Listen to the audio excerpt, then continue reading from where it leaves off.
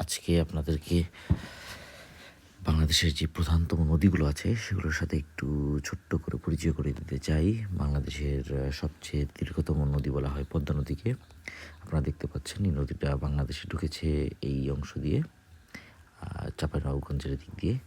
তারপর দীর্ঘ একটা পথ পাড়ি দিয়ে এসে এটা আমাদের রাজবাড়িতে এসে আরেকটা নদীর সাথে মিলিত হয়েছে। এই নদীটাকে আমরা ডাকি যমুনা নদী নামে।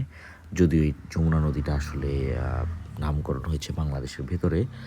একটা সময় বাংলাদেশে একটা বড় ধরনের ভূমিকম্প হয় এবং সেখান থেকে ব্রহ্মপুত্র নদীর একটা ধারা এদিকে চলে আসে, যেটা বেশিরভাগ পানি নিয়ে আসে। সেটার নাম হয়ে যায় যমুনা। আর পুরাতন যেই ব্রহ্মপুত্রটা থাকে সেই অংশটার নাম হয়ে যায় পুরাতন ব্রহ্মপুত্র নদী। সেটা ময়মনসিংহের দিকে চলে যায়। এখন এই নদীটার এই ধারা, যমুনা নদীর ধারাটা এখানে এসে রাজবাড়িতে এসে মিলিত হয় এবং সামনের দিকে পদ্মা নামেই তার যাত্রা শুরু করে। সামনের দিকে পদ্মা নামে যাত্রা শুরু করার কারণ হচ্ছে এই পদ্মা নদীটা বেশিরভাগ মানে এই যমুনা থেকে বেশি পরিমাণ পানি বহন করে নিয়ে আসছে। এই জন্য সামনেও এটা এই নামেই প্রবাহিত হতে থাকে। আর এই নদীটা দেখতে যদিও যতই বড় মনে হোক, জিনিসটা যদি আমরা জুম করে দেখি এখানে দেখব যে আসলে অসংখ্য চর। এই চরগুলোর কারণে আসলে ওর পানির প্রবাহের পরিমাণ অনেক কমে গিয়েছে। তো সুতরাং আমরা এই পদ্মা নামে সামনের দিকে দেখতে পাই এবং এটা এখানে এসে মিলিত হয়। আর এইখানে যে আমরা নদীটা দেখতে পাচ্ছি এটা হচ্ছে আমাদের মেঘনা নদী। এটাকে বলা হয় বৃহত্তম নদী। বৃহত্তম নদী সেটাই যেটা সর্বোচ্চ পরিমাণের পানি হোল্ড করে অথবা পানি প্রবাহ করে।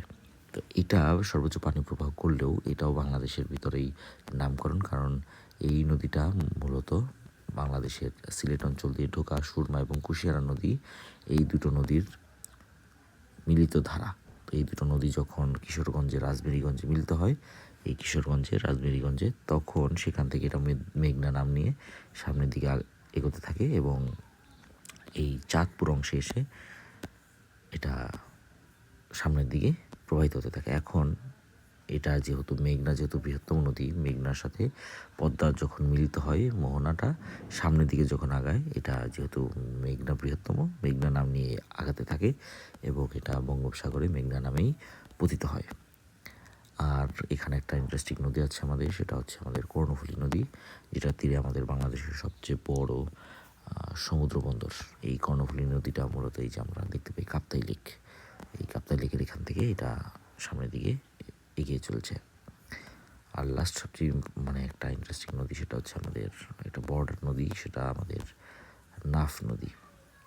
এটা মায়ানমার এবং বাংলাদেশের সীমান্তে অবস্থিত। এই যে আমরা জুম করে দেখতে পাই এইখানে এই নাফ নদী ধরে আমরা মূলত আমাদের আমাদের খুবই প্রিয় সেন্ট মার্টিন দ্বীপে যাই। আর সেন্ট মার্টিন দ্বীপের থেকে একটু দূরে এখানে আমাদের ছেড়া দ্বীপ। তো এটাই যেতে হলে আমাদের এই নাফ নদীটা ব্যবহার করতে হয়। এটার ওই পাশে মায়ানমার থাকায় মাঝে মাঝে এখানে একটু আমাদের টেনশন বিরাজ করে। যাই হোক, এই হলো আমাদের মোটামুটি আমাদের ইম্পর্টেন্ট যে নদীগুলো সেগুলোর একটা ছোট্ট পরিচয়। আশা করি আপনাদের কারো না কারো উপকার হয়েছে। ধন্যবাদ।